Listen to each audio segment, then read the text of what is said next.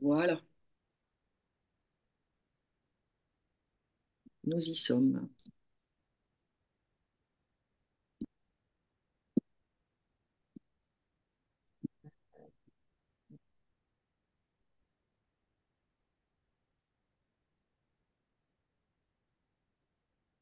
Bonjour, bonjour Patrick Pazin. Est-ce que nous nous tutoyons, Patrick, pour ce deuxième direct de Tribune Libre? Ah, oui, nous ne changeons pas les bonnes habitudes. Exactement.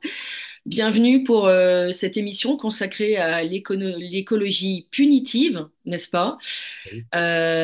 Tu as édité plusieurs livres qui traitent de ce sujet Oui. de manière très argumentée. Et donc, les smart cities, ça se dit en anglais, les villes intelligentes ou villes connectées ou cybervilles, qui sont De donc 15 minutes. Les villes de 15 minutes et aussi les est villes de important. 15 minutes, tout à fait, qui seront extrêmement connectées avec beaucoup de technologies, de techniques de contrôle, d'objets connectés, en veux-tu, en voilà. Je vais te laisser en parler et je vais partager mon écran au mieux, maintenir quand même ce direct, donc je t'en remercie. Merci à toi et puis ça me fait très plaisir de partager ce moment avec tes spectateurs. Mhm. Alors, donc oui, les smart cities, c'est un peu enfin, je vais dire ce que je pense, un peu un délire. C'est-à-dire que tout sera à 15 minutes à pied ou en vélo.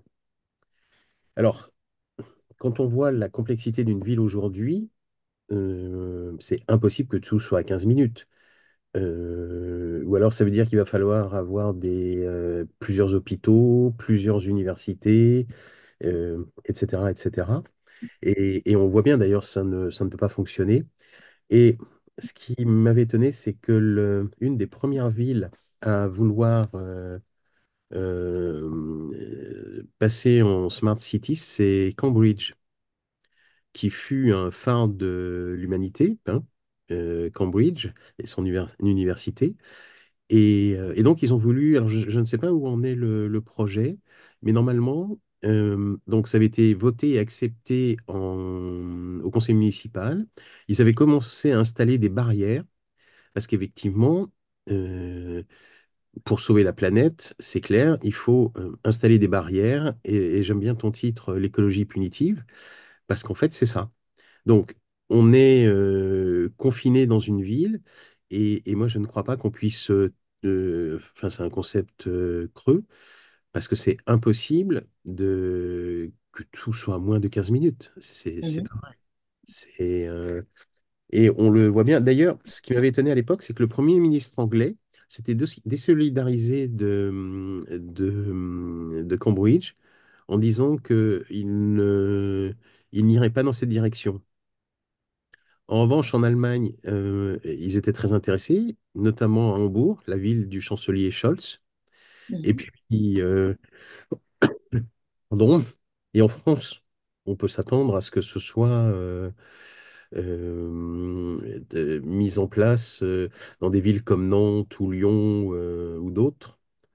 Et, euh, et je trouve que justement des villes comme d'une telle taille, parce que une fois que c'est mis en place, c'est difficile de revenir en arrière, hein.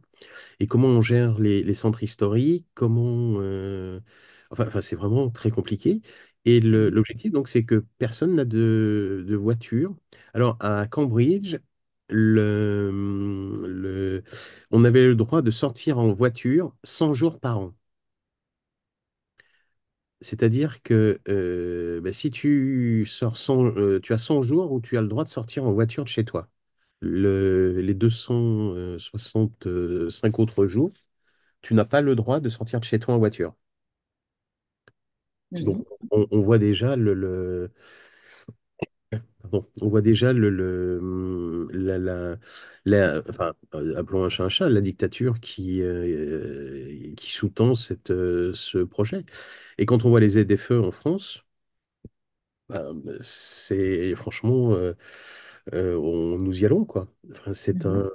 donc ça concerne à peu près 8 000. Alors pour nos spectateurs qui ne sauraient pas exactement ce que sont les ZFE, donc au 31 décembre 2024, les villes de plus de 150 000 habitants devait mettre des zones accessibles en fonction d'une vignette critère. Mhm, Donc, si on a une voiture qui est un peu ancienne, donc il est considéré qu'elle polluera plus, mhm. eh bien, c'est incroyable. Maintenant, il y a des gens qui ne peuvent plus sortir de chez eux, qui ne peuvent plus aller travailler, qui ne peuvent plus aller chercher leurs enfants à l'école, ou alors ils vont payer une amende de 68 euros. Le trajet, hein. Mhm, Donc, si nous faisons un aller-retour, ben, c'est 68 fois 2, hein. C'est 136 euros. Le... Donc, pardon, c'est une vraie catastrophe. mhm. Et, et est-ce que ça va résoudre le problème de la qualité de l'air dans les villes? Je ne le pense pas. La première chose à faire dans les villes serait de planter des arbres, d'augmenter les espaces verts. Euh, Mhm, parce qu'on le sait, les espaces verts, enfin les arbres, piègent le carbone, et le transforment en oxygène. D'ailleurs, je me souviens on va pas l'accabler, mais une fois, j'avais vu à la télévision le directeur des parcs et jardins d'une des grandes villes, des 12 villes avec en ZFE aujourd'hui. Il dit, ah ben, on a planté des arbres, et ben, la température a baissé. Bah,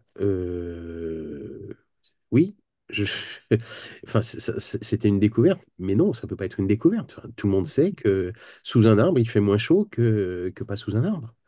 Et je trouvais ahurissant que le directeur des parcs et jardins d'une grande ville comme celle-ci fasse une remarque aussi basique.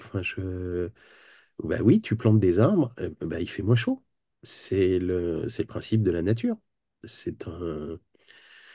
Voilà, donc ces ZFE, alors en plus, la loi est manifestement pas très bien écrite, ce qui fait que ça donne aux municipalités la liberté de les aménager.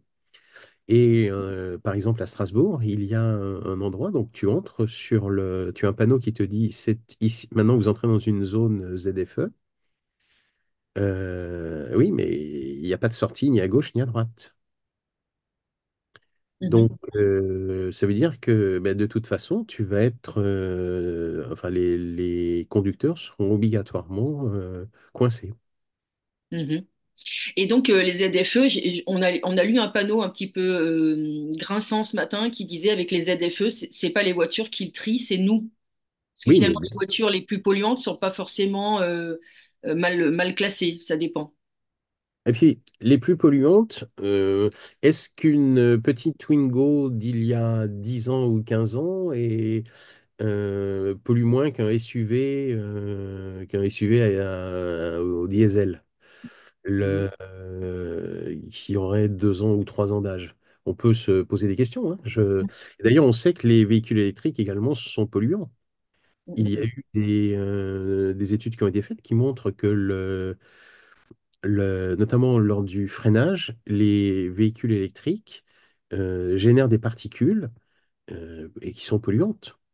Et une fois de plus, on nous... et j'aime bien ce que tu dis parce que c'est exactement ça, c'est-à-dire que on nous fait croire que ça va améliorer la qualité de l'air, et ce que ça va surtout faire, c'est nous confiner, ben, les gens les moins aisés vont se retrouver coincés. J'ai vu des cas, par exemple, un couple divorcé, le père ou la mère ne pouvait pas aller chercher ses enfants chez son conjoint ou ex-conjoint parce que sa voiture ne peut pas avoir la bonne vignette critère. Donc, on a vu que en fait, des grosses voitures, des grosses cylindrées qui consomment beaucoup de litres au 100 ont une vignette avantageuse. Il y aurait des marques de luxe qui auraient négocié pour passer à travers cette restriction. Donc finalement, c'est un peu une sorte de greenwashing. Parce que quand on a les moyens, on peut acheter le fait d'aller polluer en ville finalement. C'est ça. C'est c'est toujours ça. C'est les plus aisés ont une. Mais en même temps, pour eux, c'est très agréable. Ils vont voir moins de gens sur la route. Donc, Mhm. et d'ailleurs, je ne sais pas si tu as vu, j'ai vu une déclaration pardon, de Klaus Schwab qui Mhm. disait qu'à Los Angeles, eh ben, il faut en profiter pour mettre en place une ville de 15 minutes. Comme ça, il n'y aura plus de voitures, il n'y aura plus de bouchons sur les autoroutes. Mhm. Et bah, c'est bizarre de dire ça au moment où la ville brûle. Alors d'ailleurs, bon, je ne sais pas si nous en parlerons, mais ces incendies sont quand même très bizarres. Comme Oui. d'ailleurs, comme d'ailleurs de plus en plus d'incendies. Tu le, pardon, tu le sais, j'ai écrit un livre qui s'appelle L'arme environnementale. Mhm. Et il y a de nombreux incendies qui sont très étranges. Il y a déjà eu des... ben, alors, tout le monde se souvient encore d'Hawaï. Et là, Ouais. j'ai vu Hawaï, mais il y a eu, dans le livre L'arme environnementale, je parle de... Tiens, mais Ah l'arme oui, Hawaï, c'est l'arme environnementale. Je te remercie. Hawaï, comme dans tout incendie, finalement, les arbres devraient brûler en premier. Et oui, là, on c'est voit ça. aussi des arbres qui sont épargnés. Et c'est la même chose à Los Angeles. Donc, Oui. C'est-à-dire que ben, comme nous tous, hein, j'ai vu des images de maisons qui brûlent, les arbres sont intacts autour. J'ai vu une femme donc il y avait deux maisons sur un bloc de terrain, sur un terrain. Et il y en a une qui est intacte, et puis l'autre qui est... Enfin, il n'y a plus rien, hein, les deux étages ont été absolument détruits. Et mhm. elle explique que l'une avait un compteur intelligent, compteur électrique intelligent, donc l'équivalent de notre Linky, et celle qui n'a pas brûlé n'avait pas de compteur intelligent. D'accord. Donc, c'est un peu. Alors, ça peut être une coïncidence, bien sûr. Des courts-circuits qui auraient pu être réalisés en même temps que l'emploi des fameuses armes à énergie dirigée. Oui, Ces armes qui poussiérisent les objets, qui hein, font les fondre les maisons, métaux. C'est oui, ça. les voitures. À Hawaï, c'était impressionnant de voir le métal des jantes, par exemple, en aluminium, avait été liquéfié. Donc ça veut dire que ce sont des températures à plus de 1000 degrés. Euh, c'est quand même très étonnant. Oui, alors je vais rappeler simplement que le premier à en avoir parlé publiquement de ces villes intelligentes, c'est Bill Clinton en 2005. Oui, Bill Clinton, le camp démocrate, donc qui est un camp mondialiste et pour des villes qui sont durables, entre guillemets. Et effectivement, j'ai mis à l'écran tout à l'heure le schéma d'une ville intelligente. Ça ressemble vraiment à de la science-fiction. Ça n'a pas d'âme, c'est assez froid, aseptisé. On peut même redouter que notre vieux Paris disparaisse un jour au profit des gens qui veulent faire table rase du passé. La tabula rasa, c'est toujours dans un projet totalitaire. Donc, on va faire disparaître les magnifiques immeubles haussmanniens et on mettra de l'objet connecté et de l'immeuble connecté à la place. alors, c'est pas si simple que ça. C'est-à-dire que Mhm. ces gens-là, effectivement, annoncent des projets et puis finalement, il peut y avoir une résistance de la population. Oui. Et là, et justement, moi, je trouve que c'est très intéressant sur l'histoire des ZFE, parce que là, on n'est pas encore à la ville intelligente. D'ailleurs, l'appeler la ville intelligente, c'est une arnaque, hein. Mhm. Elle n'est pas plus intelligente, c'est pas parce qu'elle est connectée qu'elle est intelligente. Une ville intelligente l'est quand elle sert ses habitants. Donc, une ville qui ne sert pas ses habitants n'est pas une ville intelligente. Enfin, c'est évident. Et donc, je ne vois pas comment. Alors, ils en ont la tentation, mais ça va pas être si simple que ça. Parce qu'il y a quand même toujours des élections. Et puis, à un moment, alors, finalement, c'est vrai que s'il y a une ville où la voiture est, entre guillemets, moins importante que dans d'autres villes, c'est Paris. C'est effectivement, on peut très bien vivre à Paris sans, En voiture, c'est mon cas. Quand on est dans Paris même, on a beaucoup de transports en voilà, commun. Mhm. voilà, sans avoir de voiture, c'est pas. Voilà, mais néanmoins, comment on va gérer à partir du moment où on met des barrières? Enfin, donc, les gens qui habitent à Paris ont de la famille en Bretagne ou en Rhône-Alpes ou ailleurs euh, qui viendra les visiter. Donc, comment ils vont-ils faire ça? Et puis, les parents qui ont deux enfants en bas âge, c'est pas vrai, on ne peut pas tout faire. Et quand il faut transporter les poussettes, les couches, etc., on peut pas faire ça en transport en commun, c'est pas vrai. Donc, tu as édité un livre qui s'appelle L'arme climatique, la manipulation du climat par les militaires. Oui. Tu penses qu'il y a un lien entre les deux, évidemment? Ah oui, bien sûr. De toute façon, l'arme climatique, ça fait plus d'un siècle qu'ils ont commencé à faire des essais. Ils ont même commencé au 19e siècle. Donc, oui, clairement à Los Angeles, ou à Hawaï, ou dans d'autres endroits, ou au Portugal. Au Portugal, par exemple, de mémoire, c'était 250 hectares. La forêt, pardon, s'est mise à flamber quasiment d'un seul coup. Ça, c'est impossible. Il peut y avoir un départ de feu, d'accord, mais il ne peut pas y avoir cinq départs de feu dans une forêt. Ou alors, c'est que c'est artificiel. Et d'ailleurs, au Portugal, parce que justement, j'étais en relation avec des gens qui habitaient sur place, il y a des drones qui ont atterri dans certains jardins. Mhm. Et, euh, et on découvre après que sous cette forêt, une des plus grandes zones, une des plus grandes mines de lithium. Ah oui, parce que souvent les incendies Oui, qui défient d'abord les règles de la science se oui, trouvent à des endroits stratégiques. oui, c'est ça. Généralement, ils sont sur des mines de lithium ou d'autres choses, hein. Mais Et euh, rappelons ce à quoi sert le lithium, à faire des batteries. oui, principalement toutes les batteries des voitures électriques. Et d'ailleurs, c'est une aberration parce qu'on nous dit qu'il faut des voitures électriques, mais un des premiers exportateurs au monde de lithium est le Chili. Et le lithium, ils veulent le chercher dans le désert d'Atacama. Et alors, même si c'est un désert, il y a toujours un peu d'eau dans les déserts. Et on estime, alors je ne me souviens plus du chiffre, mais ce sont des milliards de mètres cubes d'eau qui ont disparu Mhm. du fait de l'exploitation du lithium dans le désert d'Atacama. Alors, il y a des colonies de flamants roses. Alors, on peut dire, ouais, ben, on se fout des flamants roses. Il y a des populations autochtones. Eh ben, on se fout des populations autochtones pourvu que nous ayons le lithium. C'est toujours cette volonté de conquête, de s'étendre, d'aller dans le toujours plus technologique finalement, au détriment des autochtones et de Ben, la c'est nature. toujours plus de profit pour les mêmes. Enfin, d'ailleurs, Mhm. euh, on essaye de nous présenter Elon Musk comme un chevalier blanc ou je ne sais trop quoi. Il est très impliqué dans ce qui se passe, par exemple, partout où il y a des mines de lithium en Amérique latine, il est très impliqué. Que Il ce n'a pas soit, le choix c'est pour faire tourner son business Tesla. Il n'a pas le choix.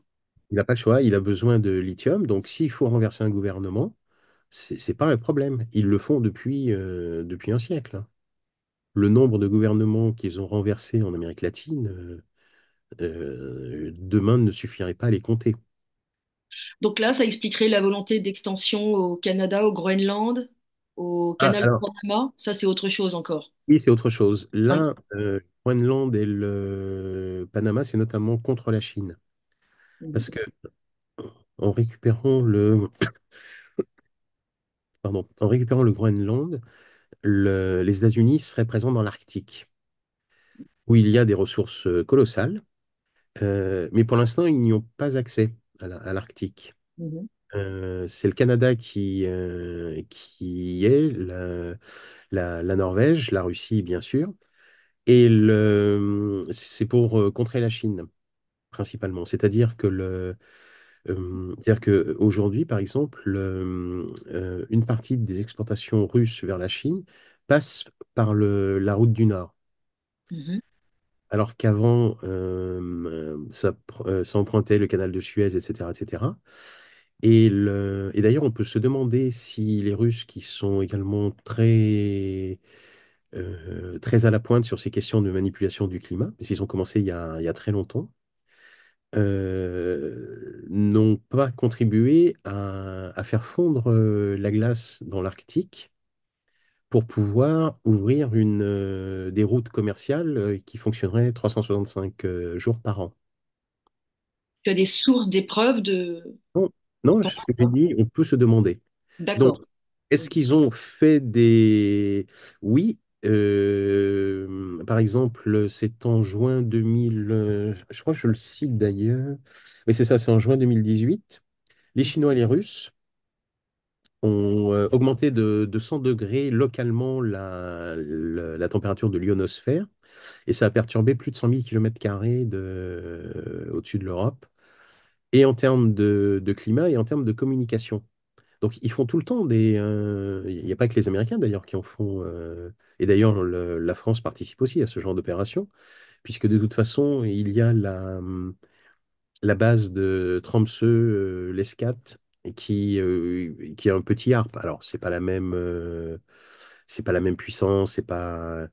Mais oui, on peut considérer évidemment que à partir du moment où les Russes ont cette capacité d'intervenir sur le climat, et qu'ils ont intérêt à faire fondre la glace au nord pour avoir les routes de la mer du Nord. Enfin, Mhm. les routes du Nord vers la Chine. Et c'est beaucoup D'après, plus gros. bien sûr, et d'après tes informations, ils sont aussi au point sur ces méthodes d'ingénierie climatique qu'ils le sont dans l'armement finalement, ils sont à la pointe de la même Oui, manière. oui. Je ne sais pas si tu te souviens, au moment de Tchernobyl, Mm, ils avaient envoyé des avions de chasse pour faire pleuvoir les nuages au-dessus de l'Ukraine avant qu'ils arrivent au-dessus de Moscou. mm. De façon à ce qu'il n'y ait plus de nuages qui arrivent, de nuages radioactifs qui arrivent à Moscou. Pour se Donc, protéger. voilà, donc ils ont envoyé des avions de chasse, ils ont ensemencé les nuages pour Mhm, qu'il pleuve, mm. ce qui fait que, il n'y avait aucun risque enfin quasiment aucun risque de pluie radioactive sur Moscou. Parce que eux n'ont pas la chance d'avoir une frontière qui est impassable comme nous, puisque nous souvenons tous que le nuage de Tchernobyl s'est arrêté à la frontière. Ouais, Voilà, poliment. comme nous avait expliqué le gouvernement de l'époque. Mhm, Mais oui, oui, les Russes, ils font tout le temps tout le temps ce genre d'opération.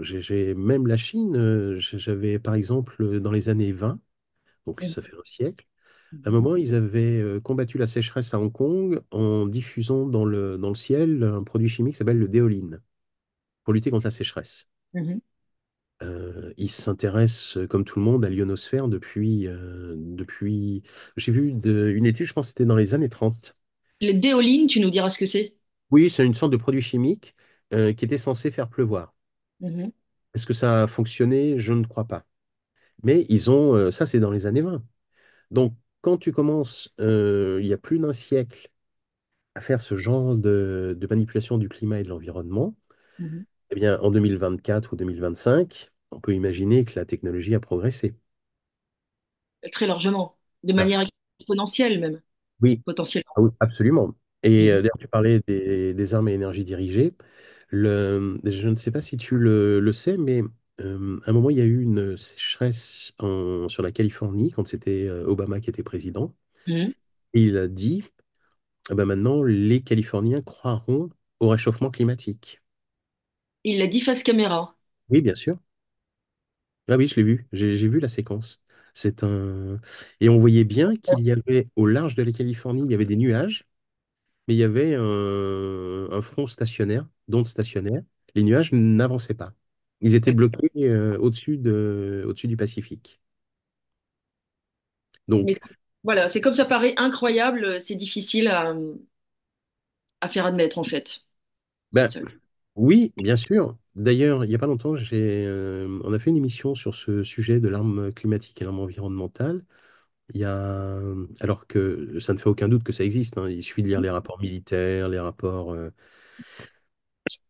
Oui, Euh, d'ailleurs, tu as fait un livre qui s'appelle Opération et Programme, Secret des oui, militaires, l'arme environnementale. oui. Et il y a une des personnes, parce que sur la radio, les auditeurs pouvaient poser des questions.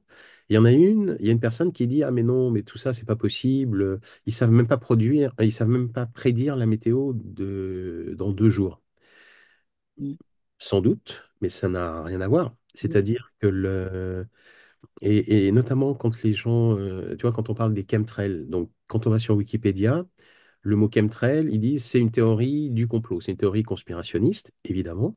mm, Sauf qu'en 1997, le Congrès des États-Unis peut pas supposer, suspecter d'être conspirationniste, fait faire une étude par le National Research Council, l'équivalent de notre CNRS, pour étudier ce que les militaires ont répandu pendant 30 ans dans le ciel au-dessus de villes comme Minneapolis, Saint-Paul, etc., etc. Enfin, des villes d'une taille certaine. Mhm. Et donc, ce rapport nous apprend qu'ils ont répandu un mélange cadmium-zinc. Et on voit bien que la rigueur scientifique n'est pas exactement au rendez-vous, puisque dans le rapport, le NRC dit, bah, alors, bon, le cadmium, c'est pas dangereux, le zinc, c'est pas dangereux, donc c'est pas dangereux. Ben, on ne sait pas, justement, si l'assemblage des deux n'a pas ne génère pas des réactions que chacun d'entre eux ne générerait pas. Et en Angleterre, il y a eu la même chose qui a été faite pendant 30 ou 40 ans. Et on sait que il y avait même, ils ont répandu des bactéries, des germes, pour voir comment les gens. Ah, ils nous expliquent que ça, c'était pour les protéger. Ah oui, bah oui, en cas de guerre bactériologique, comment on saura comment faire? Et on voit, donc là, je cite, l'article était dans le Guardian. Et donc à l'époque, c'était un journal enfin, ce qu'il est devenu aujourd'hui, un journal mondialiste. Mais à Mondialiste l'époque, sur la propagande. Mhm. oui, voilà, on va être. Et donc, ils avaient constaté que au-dessus des zones où ils avaient envoyé ce genre de bactéries, etc., etc., il y avait des taux de fausses couches, de leucémie qui étaient supérieurs à la moyenne nationale. Ce qui permet de dépeupler un peu plus discrètement. Ben, à l'époque, de toute façon, le dépeuplement, ça, une volonté anglo-saxonne depuis le 19e siècle, hein, et Malthus, suivi par Darwin, où Darwin, avec le darwinisme social, c'est magnifique pour les mondialistes, Mhm. puisque d'ailleurs on retrouve la philosophie un peu de Max Weber, où mais si tu es riche, c'est parce que Dieu t'a choisi pour que tu sois riche. Donc, Absolument. ceux qui ne le sont pas, eh ben, c'est qu'ils ne valent pas grand-chose. L'éthique D'accord. du, Oui. l'éthique du protestantisme, c'est ça. Si tu es riche, c'est parce que Dieu l'a voulu. Donc, Si tu ne l'es pas, ton niveau de richesse mesure ton niveau de valeur spirituelle, humaine, valeur tu es tout court. par Dieu. Tu as été choisi par Dieu. Mhm. Donc, du coup, ça te donne une supériorité. Et maintenant, d'ailleurs, on s'aperçoit que c'est l'objectif, c'est que cette supériorité soit complétée par un arsenal de droits supérieur. Ben, c'est-à-dire que oui, tu vas interdire au nom du réchauffement climatique de l'agriculture dans l'Union européenne. Tu vas autoriser des sociétés vietnamiennes à produire de la nourriture à base d'insectes. Le... Et d'ailleurs, pardon, tout cela n'est pas très cohérent parce que on voit bien que la Commission européenne ne veut plus d'agriculture dans l'Union européenne. C'est pour ça d'ailleurs qu'ils passent des accords avec le Mercosur, globalement pour que tout vienne d'Argentine et du Brésil. Le problème, c'est que euh, si ça vient d'Argentine et du Brésil, donc ça veut dire que ça va être transporté par des bateaux. Or, je ne sais pas si tu le sais, les 22 plus gros cargos au monde polluent à peu près autant que tout le parc automobile mondial. Je le redis, Oui. le parc automobile mondial pollue pas plus que les 22 premiers plus gros cargos. Et en plus, les cargos, il y a des additifs qui sont pourris. Enfin, je veux dire, sur le plan environnemental, c'est une vraie catastrophe. Alors on peut dire oui, mais l'agriculture est une activité polluante. C'est vrai qu'aujourd'hui, telle que l'agriculture est pratiquée, elle est une activité polluante. D'ailleurs, j'avais lu, mais c'est un chiffre qu'on ne voit quasiment nulle part, que 30% de la consommation d'hydrocarbures au sein de l'Union européenne est pour produire des engrais. Alors, je vais le mettre au conditionnel, 30% de la consommation d'hydrocarbures servirait à produire des engrais. Donc oui, l'activité agricole aujourd'hui, dans l'Union européenne, elle est extrêmement polluante. pour les sols, pour les agriculteurs, mais pour les clients et pour tout le monde. Parce que d'ailleurs, je trouve ça un peu bizarre de dire, ben, OK, on va faire pousser tout au Brésil, en Argentine. Oui, mais enfin, si le Brésil et l'Argentine utilisent des engrais chimiques, ce qui est le cas, les nuages, en plus, ça va dans le sens de la loi de Coriolis, donc les vents vont vers l'est. Il ne faut pas penser que la pollution de l'Argentine ou du Brésil ne nous atteindra pas. D'ailleurs, on le sait, quand il y a un volcan qui explose comme le Pinatubo ou d'autres, alors il faut un certain temps, mais globalement, il recouvre de particules à peu près toute la planète. Parce qu'il y a des courants partout qui les entraînent. Qui les entraînent. D'ailleurs, je parle de courants dans l'air, mais dans l'eau, c'est pareil, hein. Après Fukushima, il y avait je ne sais plus si c'est en Californie ou à Seattle, ils avaient vu de l'eau radioactive. Mhm. Ça traverse, alors ça met un certain temps, hein, bien sûr, mais ça arrive.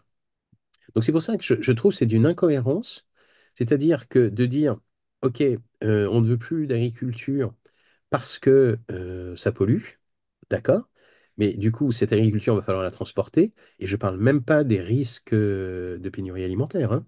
On l'a vu avec le Covid, les chaînes logistiques ont été complètement détruites. Et, et d'ailleurs, justement, tu allais voir novimondi.tv.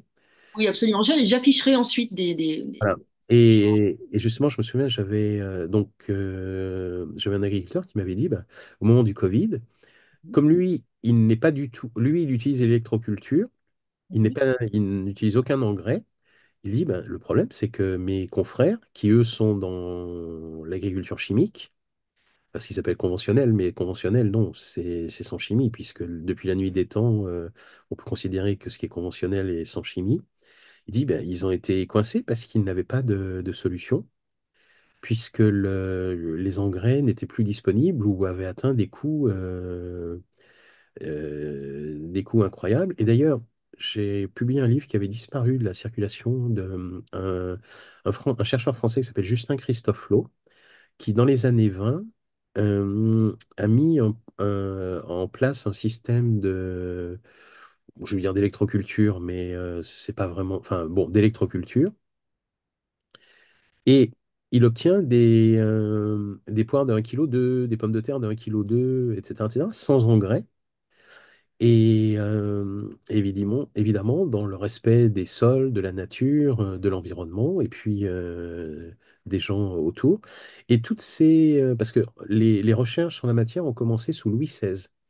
Généralement, on ignore que la France est un pays pionnier dans toutes ces techniques qui permettent d'amplifier l'énergie naturelle pour obtenir de belles récoltes. Et donc, sous Louis XVI, il y a l'abbé Bertholon, qui a écrit un livre qui s'appelle De l'influence de l'électricité sur les végétaux. Donc on est fin du XVIIIe siècle, de l'influence de l'électricité sur les végétaux. Mhm. Et à partir de là, pendant tout le XIXe siècle, il va y avoir des inventeurs, des chercheurs qui vont perfectionner le système. Parce qu'en plus, lui, c'est incroyable, il invente une machine, un petit dispositif qu'il appelle l'électrovégétomètre, dont l'objectif est d'amplifier l'énergie naturelle. Et on aboutit donc dans les années 20 à Justin Christophe Law, qui a des récoltes incroyables. Enfin, son persil fait plus d'1 mètre, ses haricots sont, enfin, c'est absolument incroyable. Et tout ça va s'arrêter après la Seconde Guerre mondiale. Et donc le plan Marshall, qui est alors, on nous vante le plan Marshall en disant, ah, les Américains, blablabla, blablabla. Le plan Marshall va faire disparaître, enfin, tenter de faire disparaître toutes ces techniques. C'est-à-dire que eux, avec la fin de la Seconde Guerre mondiale, les usines d'armement vont être adaptées en usines de production d'engrais. Parce que c'est de l'ammoniac, donc ce sont les mêmes, enfin, globalement, ce sont les mêmes produits de base.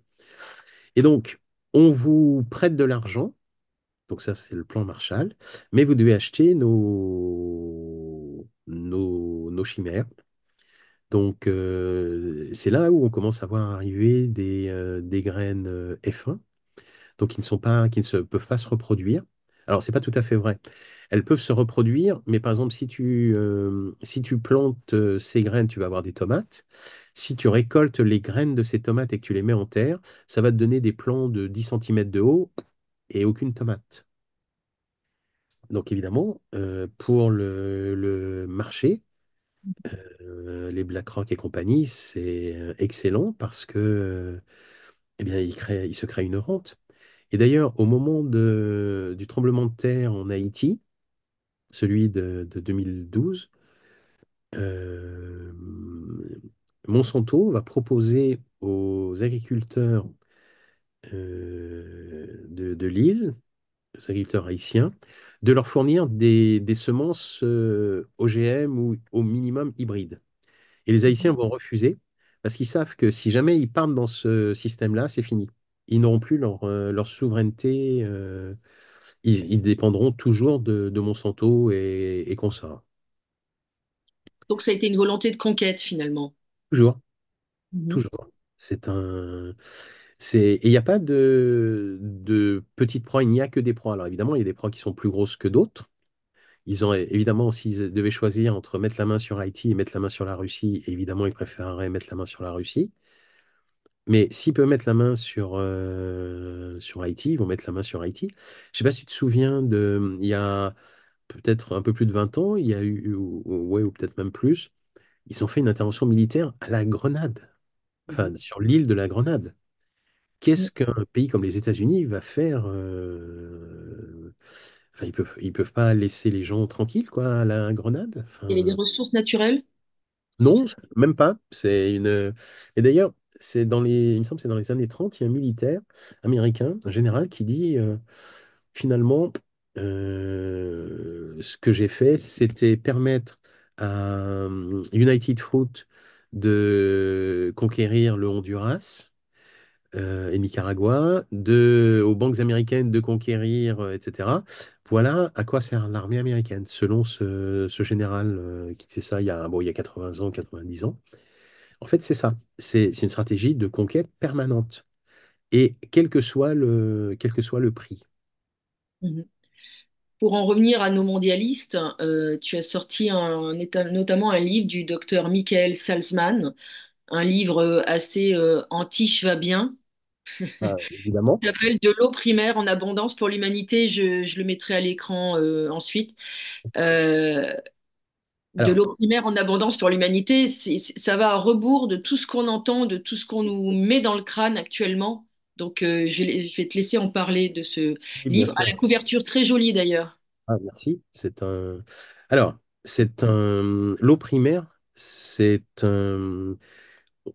alors, le livre n'est pas encore sorti, il va sortir au mois de février. Donc, en revanche, merci d'avance donc il est en précommande sur novimondi.com. Merci d'avance si vous nous passez des précommandes, parce que ça nous permet d'ajuster le tirage. Bon. Et alors, qu'est-ce que l'eau primaire? Eh bien, je l'affirme, hein, il n'y aura jamais de pénurie d'eau sur la Terre. Je le redis. Donc là, parce que jusqu'à présent, ça pouvait sembler très noir, etc., mais pas du tout. Il n'y aura jamais de pénurie d'eau sur la Terre. Alors pourquoi je l'affirme? Parce que il existe depuis les années 60 ce qui s'appelle l'eau primaire. Alors qu'est-ce que l'eau primaire? C'est une eau que le cœur de la Terre envoie et qui n'est pas arrivée jusqu'aux nappes phréatiques, qui est en dessous des nappes phréatiques, et donc qui n'a pas accédé qui n'a pas accédé à la surface, donc qui ne connaît pas le cycle de l'eau. Le cycle de l'eau, tu le sais, c'est nappe phréatique, rivière, évaporation dans les océans, pluie, etc., etc. Donc c'est de l'eau qui n'a pas connu ça. Et ce sont pardon, ce sont des milliards et des milliards de mètres cubes. Je le redis, des milliards et des milliards de mètres cubes. J'ai participé cet été à une exploration. Nous avons un film en préparation d'ailleurs sur novimondi.tv sur ce sujet. Et ce qui est impressionnant, c'est que ce livre du docteur Salzman date des années 60. Donc c'est connu depuis longtemps. Mais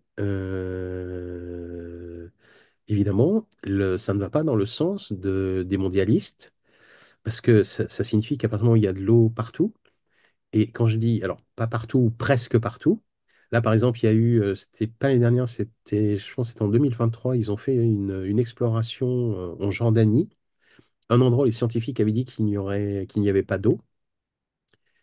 Eh ben, ils ont trouvé une eau abondante et pure, puisqu'elle ne connaît pas la pollution. Cet été, il y a eu une exploration qui a été faite dans une ferme en Algarve.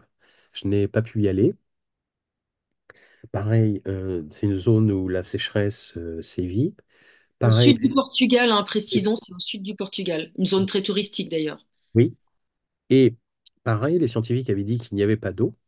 Donc, on a. Alors, moi, je n'y étais pas, mais donc, ils ont fait cette exploration. Ils ont fait un forage. L'eau était à 400 mètres, 400 mètres, c'est rien. Enfin, je veux dire, c'est pas un problème. Et là, ils ont oui, je crois, ils ont à peu près 10 mètres cubes d'eau par heure Mhm. qui remontent. C'est une eau qui est située assez près du centre de la Terre. Elle est Ah chaude. non, pas du tout. Non, non, non, non, pas du tout. Là, tu vois, c'était 400 mètres, mais nous, ils nous ont fait une exploration dans les Pyrénées. Dans les Pyrénées, elle était plus proche, elle était à 100 mètres. Ah oui, donc c'est relativement en surface. Et relativement, c'est pas très loin. Alors, il y en a plus profondément, mais si déjà on allait chercher ce qui est proche de la surface, ça change tout. Enfin, on pourrait retransformer le Sahara en oasis géante. D'ailleurs, on oublie, mais il y a plus de 5 000 ans, le Sahara était entre 5 et 10 000 ans, c'était la savane, hein. Donc on peut dire que ce malthusianisme, c'est une idéologie non pas pour sauver la planète, puisqu'on voit qu'il y a beaucoup d'incohérences, c'est plutôt une idéologie de domination. Oui, c'est ça. Ben, ça permet de dire, ben voilà, vous êtes trop nombreux, donc maintenant on va en supprimer une partie. Les salauds de pauvres. C'est ça. Les sans-dents, etc., les inutiles. Oui, bien sûr, ces gens-là ne servent à rien. Mais s'ils se retrouvent entre eux, ils pourraient être capables de s'entretuer, en fait, au Ah final. ben, ce serait. Ben, de toute façon, si on les enferme dans des villes et que il n'y a pas de, tu vois, les chaînes logistiques alimentaires sont brisées, etc., parce qu'il y a encore un Covid, ben oui, ça se terminera comme ça, évidemment. Et si on enlève les gueux, les riches d'aujourd'hui seront les gueux de demain. Alors, alors moi, je crois même que c'est la fin de l'humanité si on enlevait les gueux d'aujourd'hui.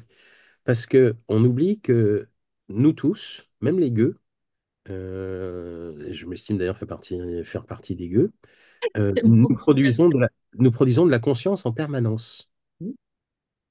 Et si l'humanité tombait de 8 milliards à 1 milliard, euh, la conscience qui serait produite, tout d'un coup, serait bien insuffisante. Et ce que je ne sais pas, là, c'est une interprétation, hein, je crains que l'humanité perdrait son âme, en fait. Il n'y aurait pas assez de conscience produite pour, euh, pour, pour continuer d'avancer. Parce qu'on a l'impression que l'humanité n'avance pas. En fait, si, on le voit d'ailleurs, il y a des enfants, il y a de plus en plus d'enfants qui naissent avec des, un champ de conscience bien plus élargi que le nôtre. Mhm. Et, et donc, sincèrement, moi, je pense que à partir du moment où, si l'humanité était réduite de 8 milliards à 1 milliard, euh, ce serait la fin de l'humanité, parce qu'il n'y aurait pas assez de conscience produite. De toute façon, il y a de nombreux pays dont la population décroît, hein. La Dont la Chine, France, la Chine, la la France Chine. aussi. Alors, eh ben oui, on l'a vu, hein. Mais la Russie aussi, euh, l'Ukraine. L'Ukraine, de toute façon, c'est terminé, hein, je veux dire. C'est à partir du moment où tu as 1 million d'hommes qui sont morts ou plus, Qui fera des enfants? Euh, Parce que l'Ukraine, alors, on nous dit que c'était 40 millions d'habitants avant la guerre. Avant la guerre. Moi, je pense que c'était déjà moins que ça, parce que, je le rappelle, je ne connais pas de cas, un autre pays qui soit identique au cas de l'Ukraine. C'est-à-dire que depuis qu'ils sont devenus indépendants, chaque année, le nombre de décès est supérieur au nombre de naissances. Le nombre de décès est supérieur au nombre de naissances. Et par exemple, en 2021, donc l'année avant la guerre, hein, je ne parle même pas de 2022, il y a eu à peu près 400 000 décès de plus que de naissances. 400 000. Pour une population annoncée à 40 millions, c'est 1% de la population qui a disparu, hein.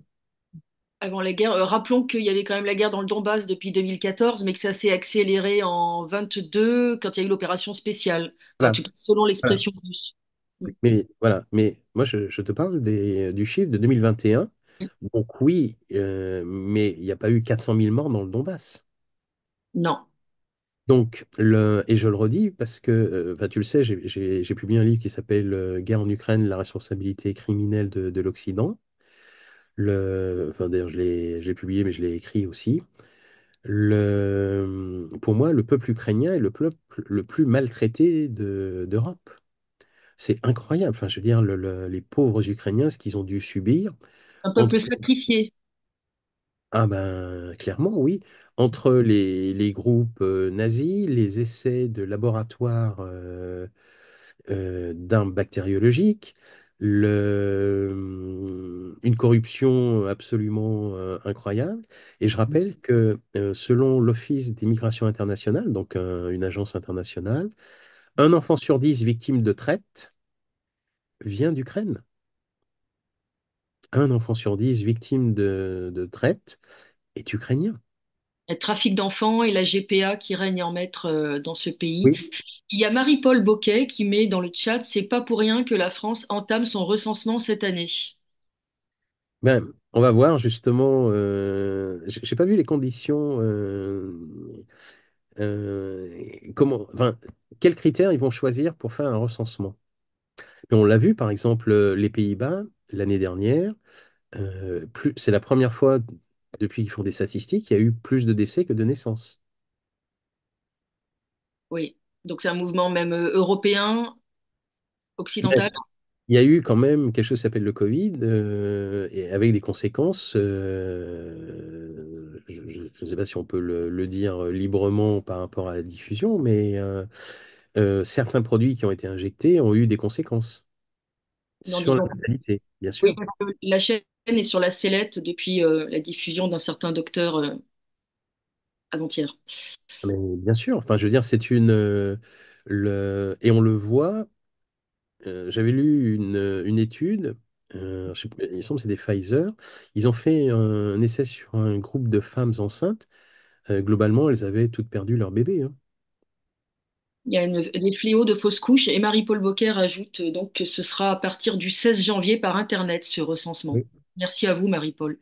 oui, merci. Et donc, le Japon aussi. Il y a très longtemps, j'étais stagiaire au Japon de longue durée. Je me souviens, ils étaient 134 millions. Maintenant, ils sont 129. Alors, c'est pas le seul critère à prendre en considération. C'est aussi une population vieillissante. D'accord. Il n'y a pas de politique de natalité. Si. Donc, du coup, heureusement, ils ont mis en place une politique de natalité qui a, on va dire, freiné la dégringolade. Mhm. Et sinon, ce serait pire, hein. Mhm. Le...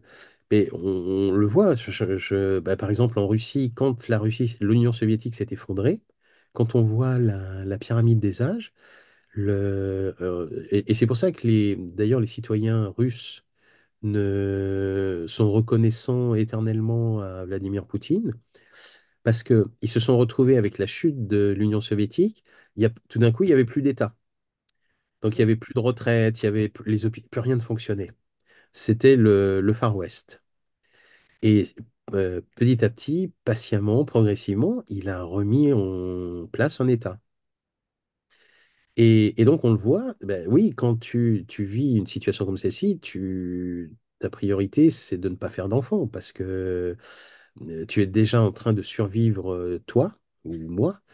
Donc, donner la vie à ce moment-là, c'est peut-être condamner cet enfant, surtout si les maternités sont, enfin, si plus rien ne fonctionne, quoi.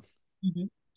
Donc, ce territoire russe est c'est le pays au plus grand territoire au monde. Il est sous-peuplé, même encore aujourd'hui, en fait. Largement, oui. D'ailleurs, donc la Russie, c'est 17 millions de kilomètres carrés. Pour donner un ordre d'idée, la Chine et les États-Unis, c'est 10 millions de kilomètres carrés.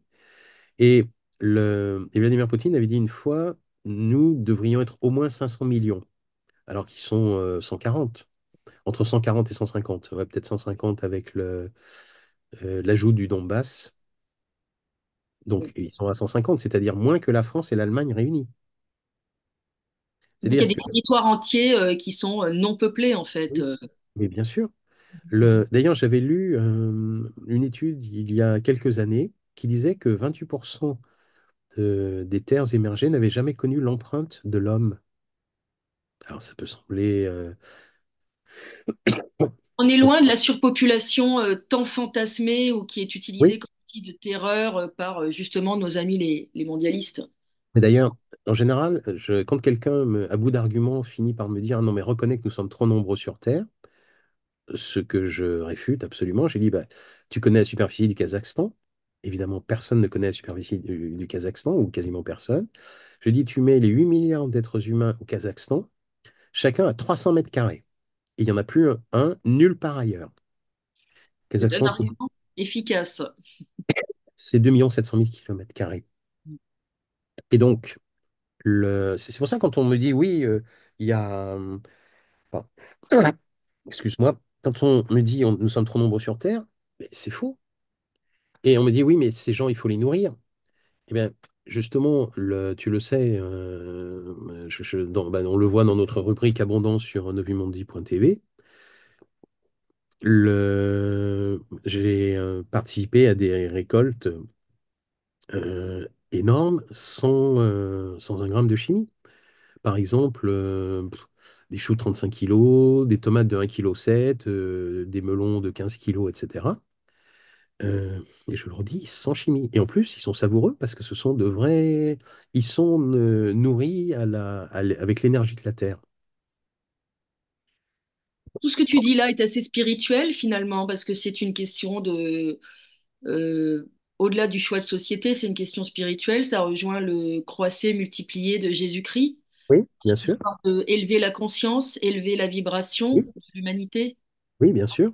C'est-à-dire que, alors, en plus, ces techniques qui permettent d'avoir des récoltes incroyables, l'une d'entre elles, c'est la conscience. On a fait des essais de conscience. Par exemple, on le voit sur novimondi.tv. On a fait un essai des effets de la conscience sur l'eau. Nous avons pris un bidon d'eau de 5 litres, un groupe de 15 personnes qui se concentrent pendant un quart d'heure sur le bidon d'eau, et on voit donc il y avait un pH-mètre électronique dans le bidon, et on voit le pH qui augmente en un quart d'heure, 20 minutes. Donc oui, notre conscience collective permet d'agir sur la matière. Et c'est magnifique quand on le sait. Exactement, c'est le cas aussi d'un film, un film court que tu as mis sur Novimandi TV, que je vais mettre puisque j'ai ton accord donc sur Tribune Libre. Cette conscience qui agit aussi sur des légumes, des haricots, je crois me souvenir. Ah oui, tu te souviens, oui, bien sûr. Ah ben, donc là, c'est mon ami Bernard Lequébin, qui est un agriculteur qui a tout testé, ce qu'il est possible de tester sur les plantes. Parce qu'en fait, il y a des dizaines de techniques, hein. Leurs muscles, Mhm.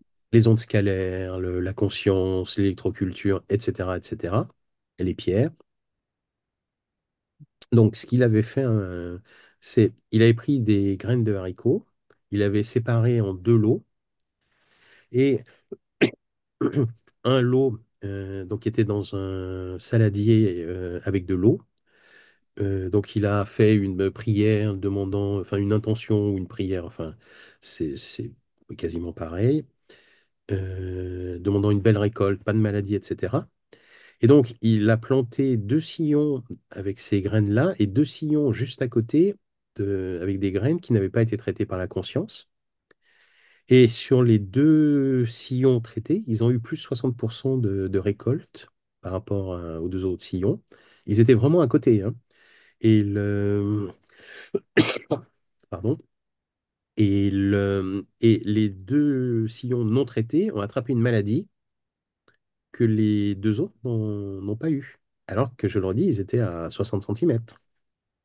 Mm. Donc, tu me l'as déjà entendu dire, et d'ailleurs, je pense que je te l'ai déjà dit, mais pour moi, il n'y a aucun doute que l'âge d'or est déjà là, que ce soit sur l'eau, sur l'alimentation, mais sur la santé. Enfin, on a justement une rubrique bien-être. Et tu as vu, on a l'empereur jaune. C'est un peu bizarre là ce que j'ai déclenché comme processus. Oui. L'empereur jaune, alors j'ai une amie qui peut se connecter à des âmes disparues. Et je lui dis, tu vas te connecter à des âmes qui ont œuvré dans le domaine de la santé pour voir s'ils peuvent aider l'humanité d'aujourd'hui à aller mieux. La première personne à qui je lui ai demandé de se connecter, c'était Hildegarde de Bingen, évidemment. Et Hildegarde a dit non, je ne peux plus rien faire, mon temps est terminé. Qui est Hildegarde de Bilgen? Ah, c'est un des êtres les plus extraordinaires qui ont peuplé la Terre. Elle était abbesse, mais elle était musicienne. Elle est considérée déjà comme la mère de la naturopathie européenne. Elle a écrit sur les propriétés de plus de 300 plantes. Et alors qu'elle était dans un univers un peu particulier par rapport à l'époque, donc c'est autour du XIIe siècle, le, le Vatican ne lui a jamais l'a soutenu. Mhm. Le Vatican a vraiment été. Voilà. Et donc après, je lui ai demandé de prendre contact avec l'empereur jaune. Alors l'empereur jaune, c'est le premier empereur des 5 empereurs mythiques de la Chine qui vivait au troisième millénaire avant Jésus-Christ. Et il est considéré comme le père de la civilisation chinoise et le père de la médecine traditionnelle chinoise. D'ailleurs, la Bible en matière de médecine traditionnelle chinoise porte son nom. Ça s'appelle les classiques internes de l'empereur jaune. Donc, nous l'avons interrogé et nous avons reçu des dizaines de prières. Alors, comment ça s'est fait? Par exemple, nous avions une relation dont la sœur s'était suicidée et qui venait visiter sa sœur qui en faisait des cauchemars toutes les nuits. Elle ne pouvait plus dormir. Du coup, nous avons fait une demande à l'Empereur Jaune. Il a envoyé une prière pour les âmes perdues avec le protocole à suivre. Cette femme l'a suivi et elle a retrouvé le sommeil. On a reçu comme ça 256 prières. J'ai publié, donc le premier livre, c'était le 8 décembre 2023, donc les prières de vie, où il y a des prières de santé, sur la santé et des prières sur la vie en général, comme celle-ci. Ensuite, nous avons publié les prières de guérison. Et là, nous allons, c'est le livre est chez l'imprimeur. Ils nous ont envoyé 144 prières supplémentaires. D'ailleurs, ça n'est pas la chose la moins mystérieuse, parce que sur des maladies que moi je ne connais pas, qui n'existaient pas à son époque, et donc ce sont des prières de soutien. Et nous lui avons demandé une 145e prière parce que ça me tenait à cœur, sur la prévention du suicide. Empereur Jaune, est-ce que tu peux nous envoyer une prière qui pourrait, en cas justement de difficulté à vivre, donc on l'a reçue, à peine demandé, nous l'avions reçue, et donc elle va être dans le livre que nous allons publier. Et de même, tu étais au Salon du Livre qu'il y a eu au mois de décembre, et moi j'ai des personnes qui sont venues me voir en disant, ça m'a beaucoup aidé parce que, par exemple, il y a une prière pour les relations toxiques. Et c'est essentiellement des femmes et elles m'ont dit qu'elles l'avaient toujours dans leur sac. Alors du coup, on a fait qui va sortir également, une version poche, qui s'appelle Prière de secours. qui sera où il y a dedans un certain nombre de... En fait, il y en a 126 prières. Alors après, c'est pas d'ordre religieux. Ce ne sont pas des prières que l'on envoie à l'empereur jaune. Ce sont des prières qu'on envoie à l'univers. Et moi d'ailleurs, oui, c'était amusant parce que quand j'ai lu le deuxième manuscrit, et je me souviens, je m'étais fait une foulure dans le week-end, parce que j'ai porté des cartons de livres, etc. Parce qu'en fait, contrairement à ce qu'on croit, l'édition, c'est d'abord un métier de costaud. Il faut pouvoir porter des cartons de livres. C'est lourd, hein, c'est lourd. Je m'étais fait une foulure. Et quand je reprends la lecture du manuscrit, je suis justement sur les prières pour les entorses. Eh ben, je vais la réciter, cette prière. Et la douleur disparaît tout de suite. En revanche, le soir, je reporte des cartons, parce que j'avais oublié, moi, que je m'étais fait ça dans le week-end. Là, ça revient. Donc, ça ne m'avait pas guéri, mais ça avait supprimé la douleur. J'ai reçu un message, par exemple, il y a une prière pour la migraine. Une de mes amies l'a envoyé à une de ses amies qui était cycle féminin un peu compliqué, donc qui était alitée dans le noir depuis 4 jours. Elle a récité la prière et 3 heures après, elle faisait ses courses, elle partait faire ses courses. Et d'ailleurs, D'ailleurs, c'est choquant, en fait.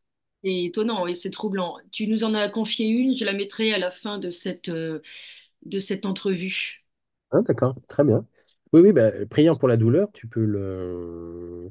D'ailleurs, elle est. Effectivement, le novimondi.tv étant. Donc, nous les avons sous forme de livres et également sur la chaîne novimondi.tv.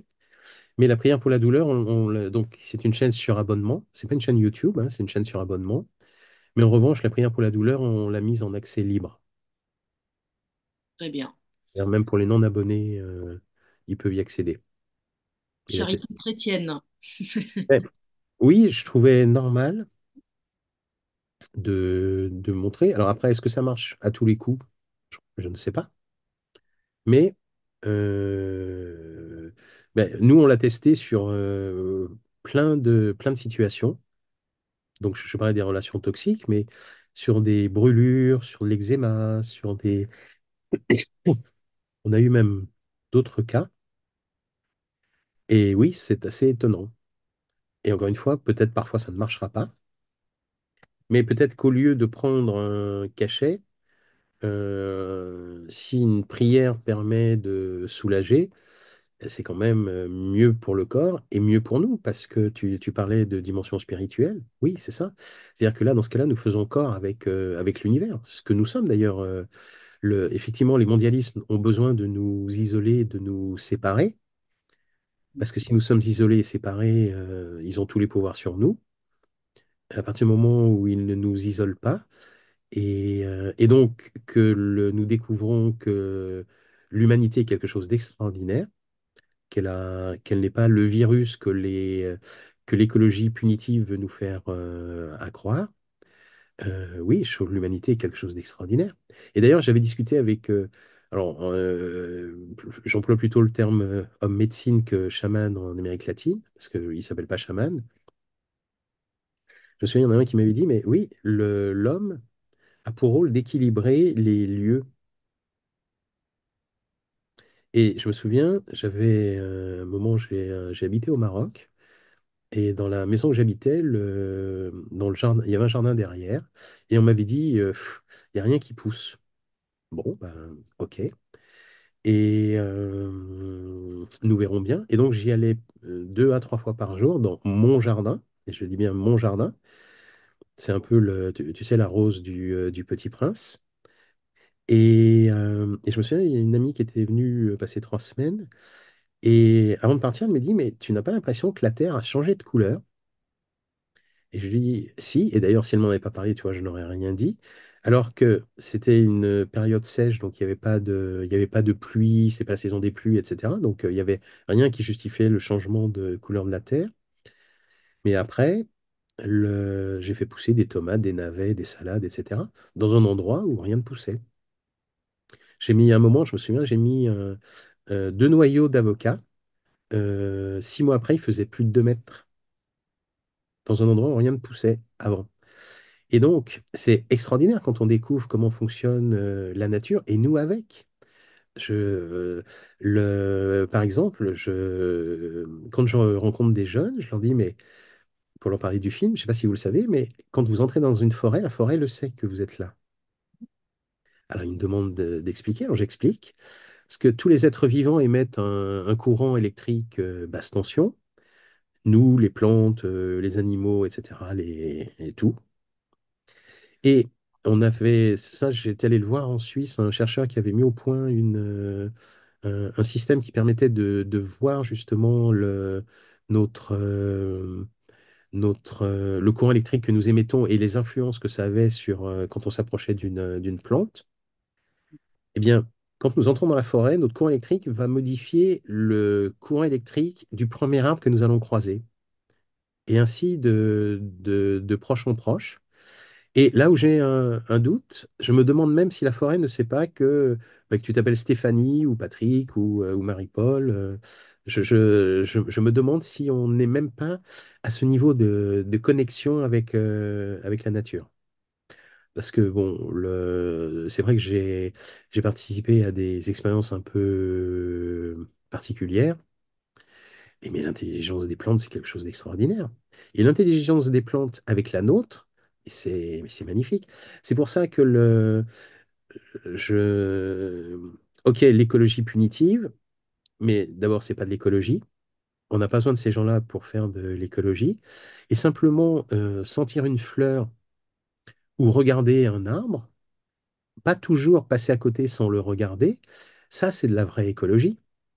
Et en plus, on se fait du bien. Parce que quand on regarde un arbre, alors l'arbre nous regarde aussi, en général, on peut considérer que ça augmente notre taux vibratoire. Et quand nous augmentons notre taux vibratoire, eh bien, on résiste à plein de choses, hein. Alors, c'est schématique, hein, je veux dire, mais globalement, quand on profite des bienfaits de la nature, et je le redis, même en ville, regarder un arbre, s'asseoir, regarder une plante, une fleur, sentir les fleurs, ça augmente notre taux vibratoire et ça augmente notre bien-portance. Nous sommes une des consciences émises par la Terre. Oui, c'est ça. Et l'être humain a une conscience qui est tellement puissante Mhm. que quand elle est en harmonie avec celle de la Terre, mais on fait des choses extraordinaires. Don Carmen au Mexique faisait des choux de 35 kilos, des maïs de 5 mètres, et pas un maïs. C'est tout le champ de maïs qui faisait 5 mètres de hauteur. Il faisait des betteraves de 13 kilos et des choses comme ça. Donc, alors quand les gens me disent oui, mais est-ce que c'est bon? Ben, c'est pas bon, c'est meilleur. C'est pas bourré d'eau, c'est de la vraie, sont des vraies plantes nourries au soleil et avec l'énergie de la terre. Et d'ailleurs, je pense, parce que ça, je l'avais vu notamment sur l'électroculture. J'avais participé à des expériences en Alsace. J'en suis arrivé à la conclusion que pour moi, les plantes ont plus besoin d'énergie, d'électricité que d'eau. Et d'ailleurs, on le constate que quand on augmente l'énergie, on a moins besoin d'arroser. Ben là, par exemple, en Vendée, où il y a des tomates de 1,7 kg savoureuses, il arrose beaucoup moins. Et là, ce sont des ondes de forme. Il a une tour avec un zoom dessus. Bah, d'ailleurs, on le voit sur novimondi.tv, hein, c'est Richard Humbert. Où on voit également Yannick Van Dorn, qui est un des pionniers en France moderne de l'électroculture. Ces framboisiers faisaient 3 mètres. Je ne sais pas si tu as des framboisiers, Stéphanie, mais est-ce qu'ils font 3 mètres, Ah, tes framboisiers? non. C'est un- Et, et là, chez Richard, après mon passage, ils ont ramassé 42 kilos de tomates sur 6 pieds ou 7 pieds. C'est, Et la plante sent aussi une énergie positive ou négative. Évidemment, le Oui, stress, elle le ressent aussi. oui, parce que euh, tout est à l'unisson. C'est-à-dire que si elle fait pousser une tomate de 1,7 kg, il faut que tout puisse supporter cette tomate. Donc les branches, sont énormes pour pouvoir supporter. Et c'est là où on voit l'intelligence de la nature. Très bien. Bah, écoute, tu vas aller te soigner, tu prends de la vitamine C, D, du zinc, et puis l'alimentation qui est notre première médecine. J'imagine que tu Oui, es... dans ce genre de situation, je ne mange pas en fait. Mais bon, c'est Ah, un... le jeûne thérapeutique. Oui, enfin, voilà, je n'ai pas besoin de manger, donc ça va plus vite. C'est un... Pas plus vite, ça permet de travailler plus. Oui. Mais ce que je voulais dire sur le... Donc merci pour ton invitation. Mais je le redis, l'âge d'or est là, c'est-à-dire que on peut nourrir deux fois l'humanité, on peut générer une énergie non polluante, inépuisable, etc. Sauf qu'évidemment, il y a des lobbies que ça dérange, mais petit à petit, on voit bien que ça craque. Et quand les gens me disent, et je comprends, hein, que les gens soient de plus en plus inquiets, etc., je dis, mais oui, mais en fait, il n'y a pas à être inquiet, parce que je n'ai jamais vu autant de portes, notamment du monde invisible, s'ouvrir. Donc, ce que je me souviens, j'avais dit une fois, c'était en conférence, c'est justement, j'avais quelqu'un qui était venu me voir au début et qui m'avait dit, oh là là, moi je suis inquiète, etc., etc. Et ce que je lui avais dit, c'est, vous ne pouvez pas voir encore tout ce qui est en train de se mettre en œuvre. Pardon. Mais nous, en tant qu'éditeurs, où on est plus en amont que nos chers lecteurs, et depuis, ça fait longtemps que je pratique cette activité, je le redis, je n'ai jamais vu autant de portes s'ouvrir. Autant de portes s'ouvrir, autant de connexions se faire. Donc, oui, la situation paraît anxiogène. D'ailleurs, ils font tout pour qu'elle soit anxiogène, hein. Je veux dire, quand c'est pas le climat, c'est la guerre. Quand c'est pas la guerre, c'est l'effondrement des banques. Quand c'est pas l'effondrement des banques, c'est la dissolution. Enfin, on nous en sort en permanence, hein. Oui, parce que pour les mondialistes, il faut nous isoler. Et alors, même, ils vont plus loin, eux, il faut supprimer les États. Pour une raison qui est facilement compréhensible, pardon. L'État, Dernier rempart. c'est le dernier rempart, merci. C'est la dernière chose qui nous protège. Si la France, l'Italie, l'Allemagne, etc., deviennent des satrapies de Bruxelles, donc ne perdent leur état de nation, ah bah, c'est fini. Enfin, je veux dire, il y a plus ce supplément d'âme, il y a plus rien, quoi. C'est un... Donc, c'est ce qu'ils voudraient, Un mais c'est état, pas... c'est comme la peau dans un corps humain. C'est une frontière, la peau, entre soi et l'extérieur. Oui, mais ce qu'ils veulent, ça... Moi, je suis persuadé qu'ils n'y arriveront pas, hein. Ça va être compliqué. En tout cas, il y aura des résistances. Oui, parce que je trouve que l'idée de la ZFE, euh, et quand on regarde, ça peut sembler positif, etc., etc. Et puis en fait, dans la pratique, c'est une catastrophe. C'est une C'est une cata- catastrophe. Ça Pour crée des... pour l'économie déjà, et puis ça crée des Oui, inégalités par rapport à des grosses cylindrées qui peuvent avoir une- sur la vie tout court, quand tu peux plus aller travailler ou quand tu peux plus aller chercher tes enfants, ça a des répercussions à tous les niveaux. Et je pense que, mais bon, ça c'est une interprétation de ma part, je pense que c'est une erreur d'avoir procédé ainsi. Je pense qu'il aurait mieux valu dire, bah, tiens, on va faire un essai sur une ville de 15 minutes, alors une petite ville, pour voir comment ça fonctionne, plutôt que... Parce que là, les ZFE, ça concerne entre 8 et 10 millions de personnes, 8 et 10 millions d'automobilistes. Alors on peut penser que, bon, de toute façon, les gilets jaunes, c'est fini, etc. ont été massacrés. Donc c'est sûr que les gens n'ont plus le courage d'aller affronter des LBD ou Oui, des c'est tanks. ça. Sauf que l'énergie est toujours là. Mm. C'est-à-dire que et c'est vrai que moi, j'ai vu des gens qui me disaient, ah oui, mais je comprends pas, les gilets jaunes, ils réagissent pas face au Covid, tout ça. Et j'ai dit, mais ils se sont fait massacrer. Il y a une trentaine de mutilés, j'en ai rencontré plusieurs. Quand tu perds un œil ou un membre, une main, ça calme. Et c'est ce qu'ils voulaient d'ailleurs, hein. Oui, puis Ils ont... ça terrorise le reste C'est ça, de la manifestation. exactement. Donc en fait, cette énergie va se disperser autrement puisqu'elle est toujours là. Ah, mais elle est toujours là, mais bien sûr.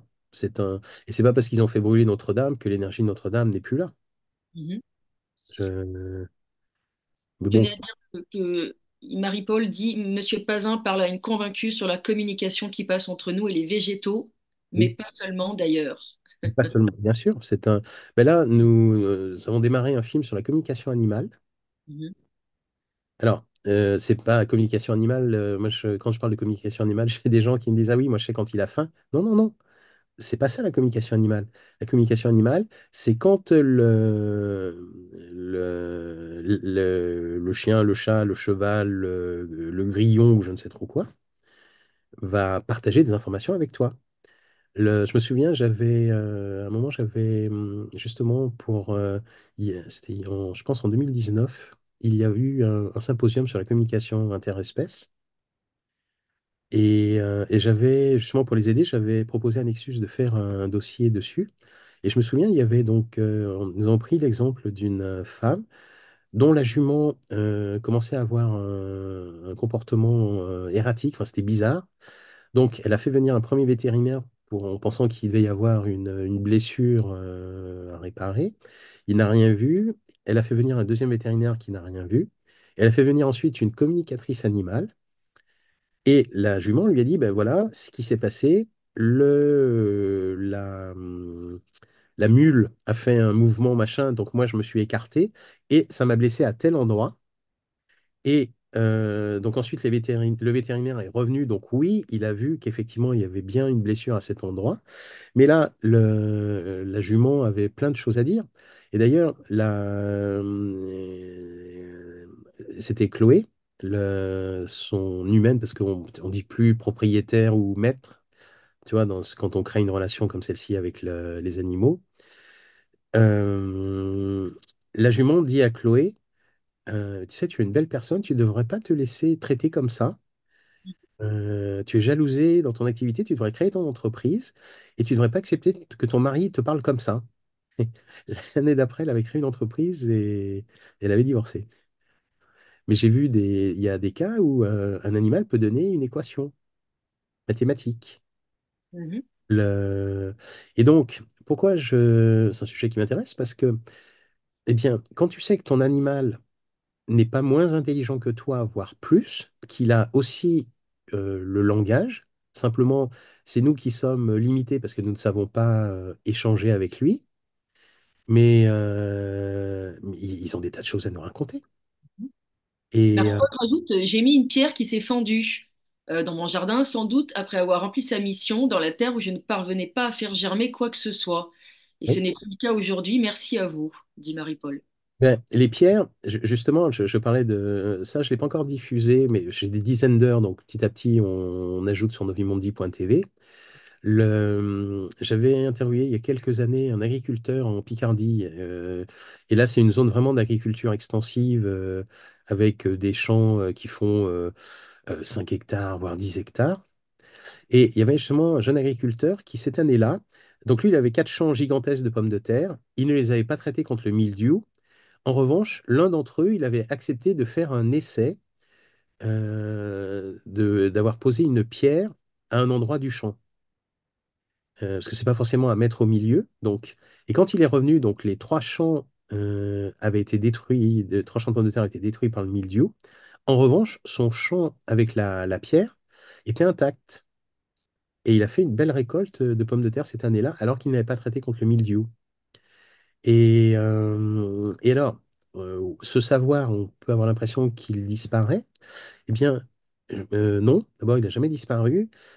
Enfin, en tout cas, pas en totalité. Et puis, il revient. Et puis, en plus, l'énergie de la Terre n'est plus la même aujourd'hui par rapport à il y a 2 siècles ou 3 siècles. Et par exemple, l'alchimie, il y a 4 siècles ou 5 siècles, était quelque chose qui devenait nécessaire. Mais aujourd'hui, on n'a plus besoin de l'alchimie. On a d'autres façons de faire de l'alchimie. On a des ondes. Et en fait, l'humanité, c'est un progrès permanent. Alors, et c'est à nous, justement, et j'ai bien de. Parce que moi, quand les gens me disent, ouais, d'accord, mais comment on fait pour. J'ai dit, la première chose à faire, c'est d'être heureux. Il faut commencer par être heureux. Parce que.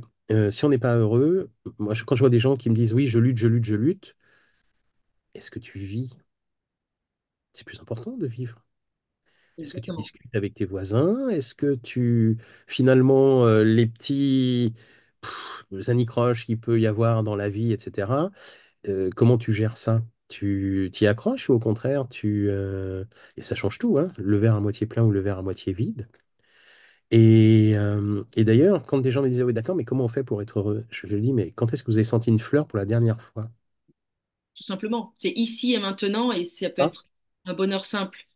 c'est regarder un oiseau, c'est etc., etc.